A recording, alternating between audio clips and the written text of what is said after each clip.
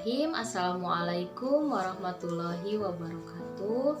Perkenalkan, nama saya Ane Mulyani dari kelas NR3 Prodi PAUD Universitas Pancasakti Bekasi. Di sini saya akan menerangkan tentang bagian-bagian otak beserta fungsinya. Otak adalah salah satu bagian terpenting di dalam tubuh manusia yang merupakan pusat dari sistem saraf. Otak memiliki volume berkisar 1350 cc dan memiliki 100 juta sel saraf atau neuron yang untuk menunjang fungsinya.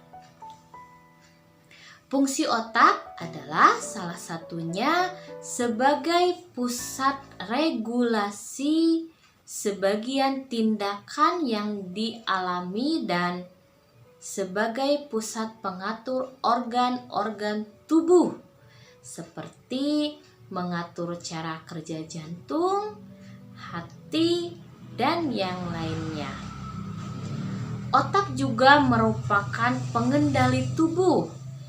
Jika seseorang memiliki otak yang sehat, maka akan mendorong tubuh sehat juga. Namun, jika seseorang dalam kondisi otaknya yang tidak sehat, maka itu merupakan penyebab dari segala masalah di dalam tubuhnya. Struktur otak. Otak manusia terbentuk atas dua sel, yaitu glia dan neuron.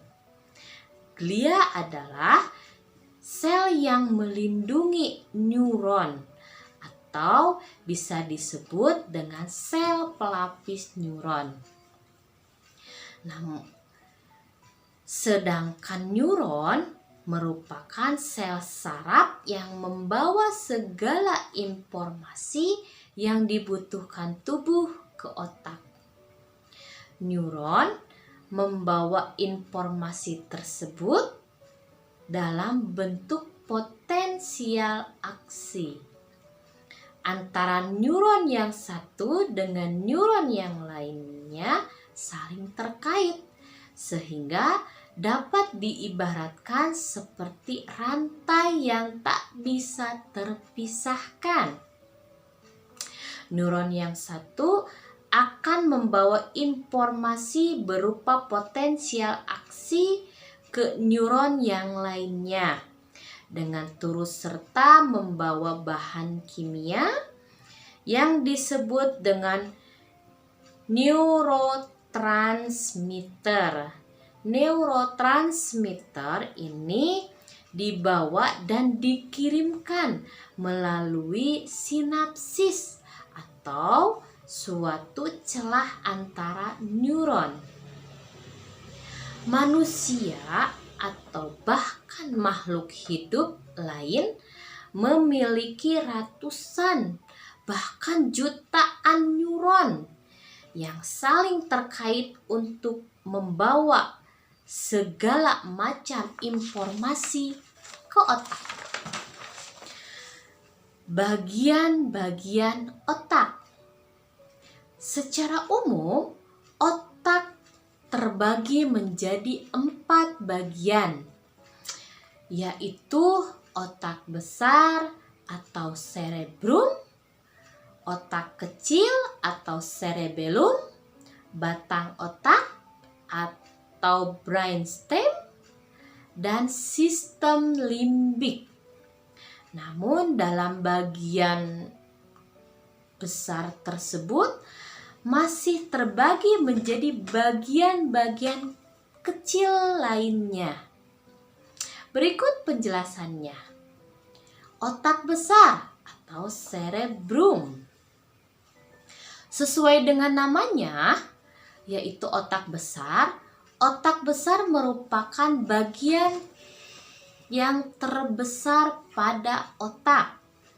Otak besar merupakan bagian yang membedakan antara otak manusia dengan otak binatang. Dengan otak besar, manusia mampu berpikir, mengendalikan pikiran, mengingat, dan bahkan berbicara. Kecerdasan seseorang juga turut diukur berdasarkan kemampuan otak besar. Otak besar terbagi menjadi beberapa bagian, yaitu lobus frontal. Lobus frontal yaitu otak besar yang menduduki bagian terdepan dari struktur otak besar.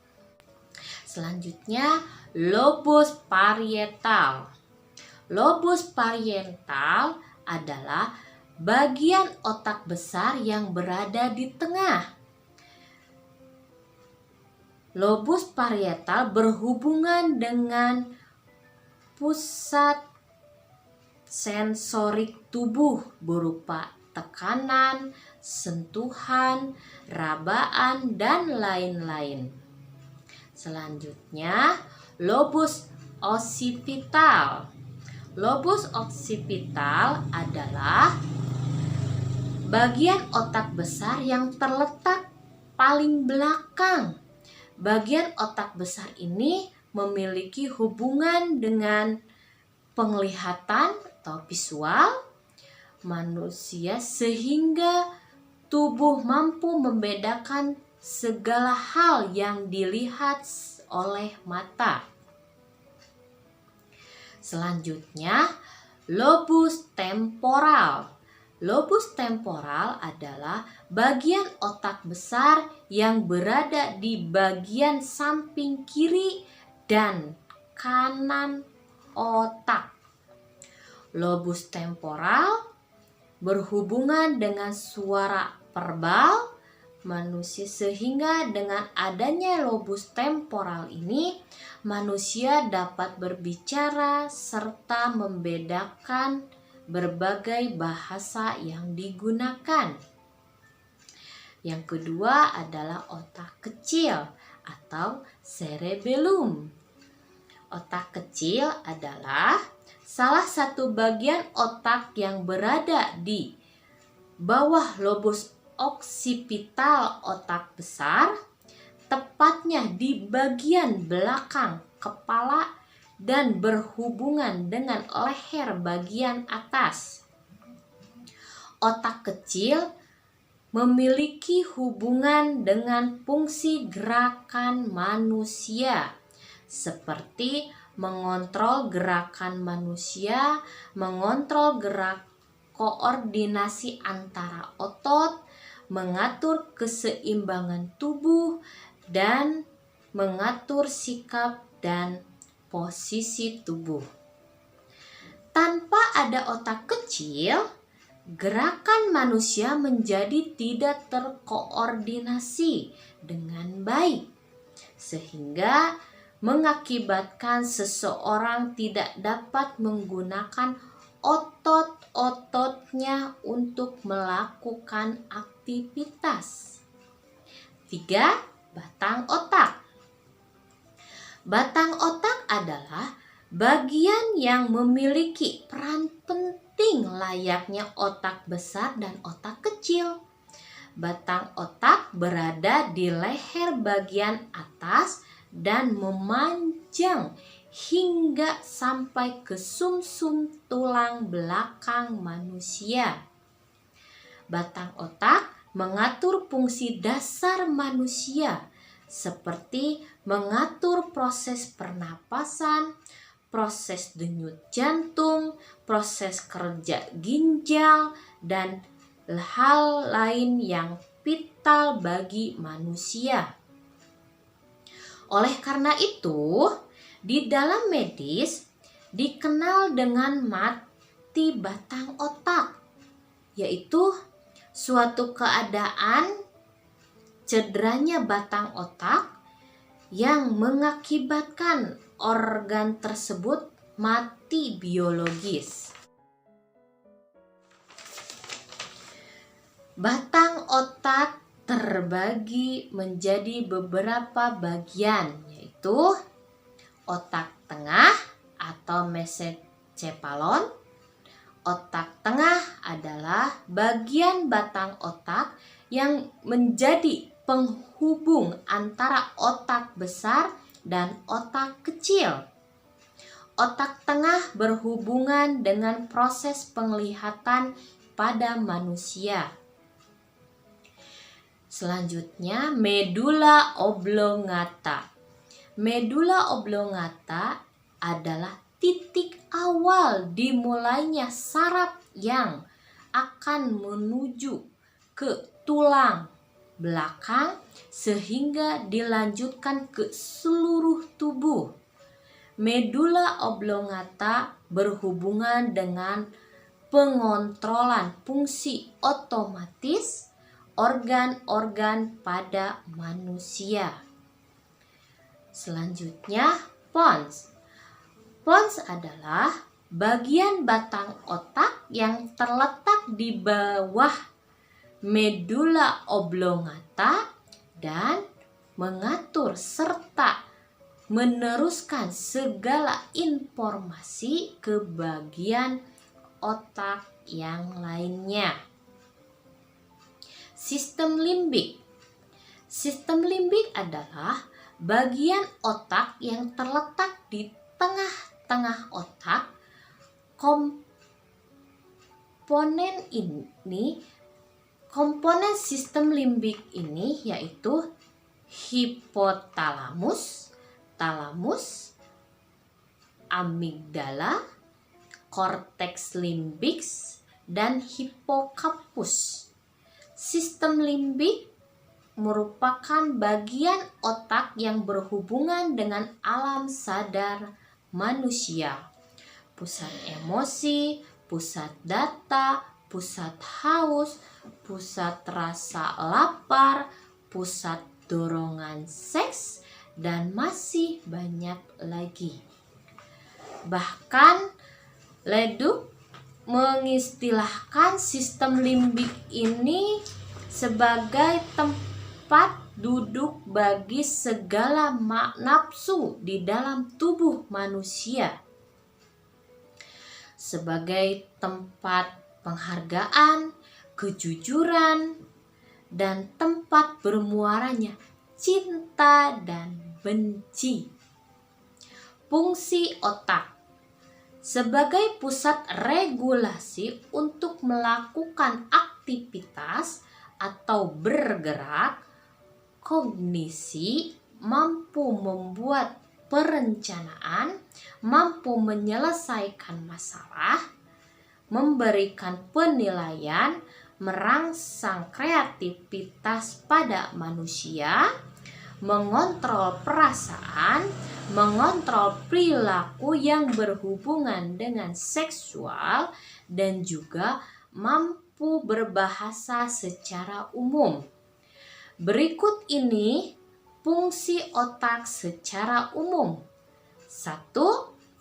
Sebagai alat sensor terhadap perasaan. Contohnya adalah tertekan, tekanan, merespon, sentuhan, dan menghasilkan rasa sakit.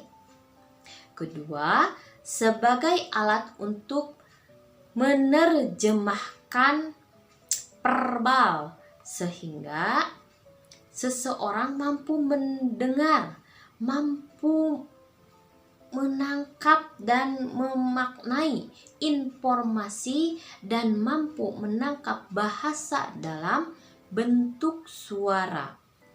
3. Sebagai pusat pengatur gerakan koordinasi antara otot tubuh, pengaturan keseimbangan, sehingga seseorang akan dapat bergerak sebagaimana mestinya dan tidak terjatuh. 4. Sebagai pusat masuknya informasi visual untuk diterjemahkan dalam bentuk penglihatan yang sesuai dengan aslinya. Kelima, yaitu berfungsi dalam penerjemahan visual manusia, seperti menggerakkan bola mata, membesarkan atau mengecilkan pupil mata sesuai dengan cahaya yang masuk, dan juga mengatur gerakan tubuh manusia. 6. Melakukan pengontrolan terhadap fungsi otomatis otak, seperti mengatur detak jantung, mengatur sirkulasi peredaran darah di dalam tubuh manusia, mengatur pernapasan, dan juga mengatur sistem pencernaan manusia. Ketujuh, menghasilkan perasaan, pengaturan emosi, pengaturan produksi hormon seperti fungsi hormon testosteron, memelihara homeostatis, menciptakan rasa haus, menciptakan pengatur metabolisme tubuh, menciptakan keinginan tentang seks, merangsang perasaan untuk senang, mengatur metabolisme tubuh, dan juga mengatur memori jangka panjang manusia. 8. Sebagai penjaga tubuh dalam keadaan terjaga atau tertidur. Demikian yang dapat saya sampaikan tentang bagian-bagian otak beserta fungsinya. Apabila ada kekurangan dan kesalahan, mohon dimaklum. Terima kasih. Sekian dari saya. Wassalamualaikum warahmatullahi wabarakatuh.